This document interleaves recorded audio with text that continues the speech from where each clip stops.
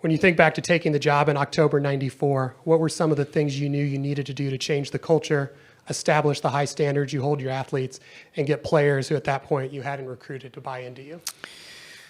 That's a loaded question. Well, when I took the job, I was pregnant, so I was really just worrying about taking care of little DJ, who is now 30 or 28 years old, whatever he is. I don't even know how old my kids. There was no stadium. There's no field. We played over at Reeves Park, and I'm a California kid.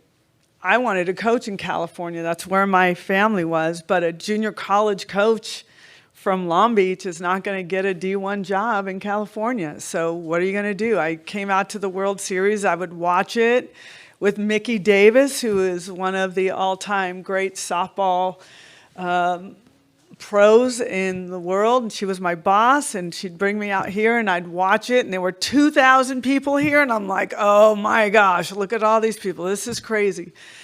To see where we are now is incredible, but when I got here, we played at Reeves Park. Couldn't even fit all the players in a dugout. We would go over before we would practice picking up beer cans from the night before and just trash everywhere. And so it started there, and then I knew I needed to go into the junior colleges to recruit to get some immediate help right now, and that's what I did. And then I thought, wow, this kid is a big recruit. I remember it was Lana Moran, a left-handed pitcher out of California, and I'm like, I'm going to go for it. And if I get her, wow, that'd be great. If not, I'm just going to go for it. I was not afraid to go after Natasha Watley. I sat in her living room. I'm in Oklahoma. There's not a lot of history there, but my attitude was, I'm going to make them say no to me.